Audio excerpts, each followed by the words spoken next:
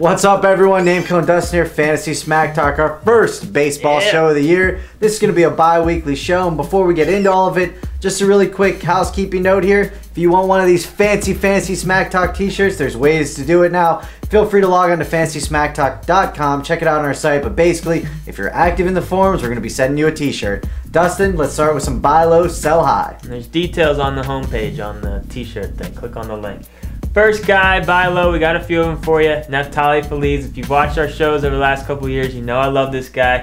I was excited to see him go into the rotation this year. And yes, he did get off to a great start, so why is he a buy low guy? I still think you can still get him cheap enough right now where he can still, give you a nice return on what you have to give up to get him right now. I still think you go after him.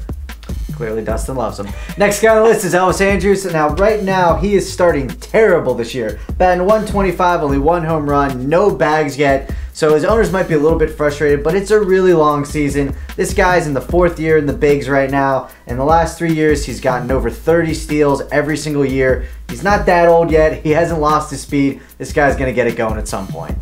All right, our last buy low guy is Rivera, the old man. He got off to a bit of a rocky start this year. People are really starting to doubt him now. I mean, he's had critics for the last 3 or 4 years that he's not going to be able to do it again, but he's proved all of them wrong. I'm not 100% confident that he's going to have an amazing year again, but he's still Rivera. He still pitches for the Yankees. If you can get him cheap right now, we like it.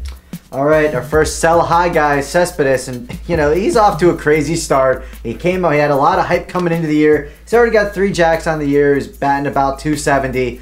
But with that said, we're saying deal him now. He's all over ESPN. People know about him. Now's the time to get him away, because once pitchers start to get a book on this guy, they're really going to take advantage of it. And he already has a ton of Ks as is. We only think it's downhill from here, unfortunately, for him. I don't know if it's completely downhill. I'm hoping he still does all right, but he is still a really good sell high guy for how much hype he's getting. Next, Chad Billingsley. 2 great starts for this guy so far. He is really pitching well, but a career 1.36 whip guy. His win-loss record is normally we're always right around 500. He does kind of hover around a K per inning, which is nice, but he's just a slightly above average pitcher. If you can get full value for him now or even close to full value, we like that move. Our last sell high guy is on the world champions, and that's David Freese.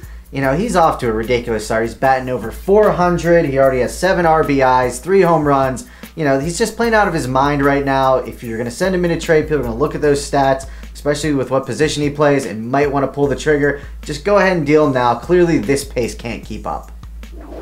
Let's move into that waiver wire. Now, this is very much an abbreviated version. To see the full list, get onto the site.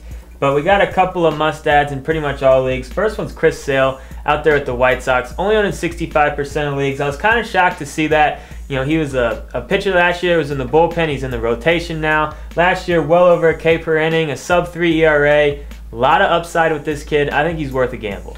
All right, the next guy we're going to be talking about to be added in all league is my new 2012 man crush. I love this kid. It's Zach Cozart of the Reds. I don't know what it is about the Reds farm system. I always like the kids they bring up. Plays shortstops, been on a ridiculous series. He's gotten a hit in every game thus far early in the season. Batting .455. He has a home run, couple of runs scored. But either way, this guy's just getting a lot of contact on the ball. Looks really great. He was a good prospect coming into the year. And he's my new man crush, so you gotta love him. Get him. Some guys to look at in some deeper leagues. Alex Presley, only owned 20% of leagues. One of my favorite deep sleeper outfielders coming into the year. Off to a decent start so far this year. I'm liking what he's doing. And last year he had 22 extra base hits and only 215 at-bats. He threw in 9 bags. I don't think he's going to bat for a ton of power, but you should be able to get a decent average from him and some speed. All right, if you're looking for a middle infielder and you can't get Zach Cozart, because clearly he's amazing, you're going to want to look at a guy like Alan Craig. Last year in 75 games, he had a really solid year. He batted over 300, had pretty good power, had some speed thrown in there. But like I said, it was only 75 games. This year, right now, he's on the DL. So if you have a DL spot and then you can pick up somebody from doing that, that's what this guy to my right here did. You pick him up, put him on your DL, and then you just grab somebody else and wait for him to come off and just see how he plays after that. But right now, he's a great guy to look to try to pick up and see what he does going forward.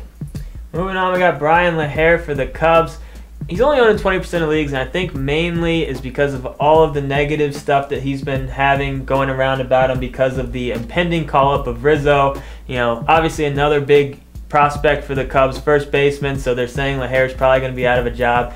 But I'm saying not quite so fast. LaHair is a little older. I don't necessarily like guys that wait until their late 20s to get out of the minors. But in his last 2 years in the minors, in 875 at-bats, he hit 63 home runs in 2010 and 2011. This guy's got some power, and if he keeps playing the way he does, they're going to have to find a way to get him some at-bats. Not quite so fast. Often don't hear that kind of rambling. Kyle Seager's next on our list. Let's go with not so fast. Yeah, not quite, I guess. No, I understand. A little caution. Yeah. All right, next we got Kyle Seager. He's only owned in 15% of leagues. What we really like about this kid, he's playing third base.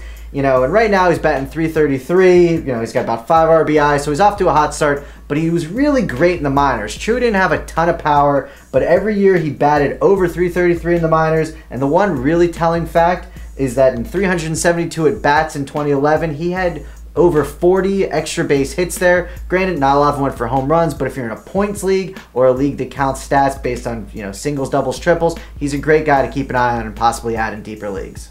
And the last guy we're going to talk about is just a guy to keep an eye on, see if he can keep it up. It's Carlos Gomez, only owned in 5% of leagues right now. Seems like he's been around kind of a long time, but he's still only 26 years old. And it might be somewhat of a stretch, but he does have 2020 potential, I feel. Ex-twin, hurts me to say that.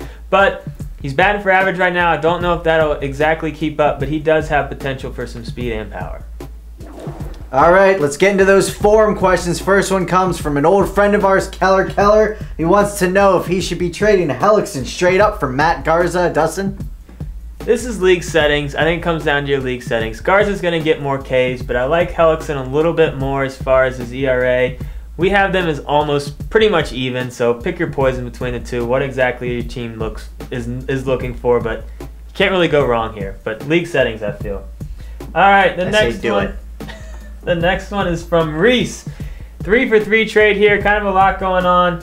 He would be giving up D. Gordon, I still call him Mike Stanton, and Kyle Lausch, and in return he'd be getting Cespedes, Sinso Chu, and Madison Bumgarner. At first glance, I thought this was a case of just somebody trying to sell Cespedes high, but Bumgarner's a nice upgrade from Kyle Lausch.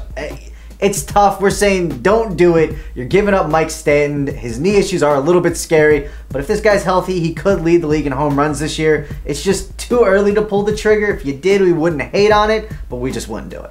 And that's our first bi-weekly baseball show of the year. As always, if you got any questions, get on there in our forums and post them in there. And definitely check out on the homepage how to get one of these sweet t-shirts. Got a sleeve print. You gotta pay extra for that. We do, not you.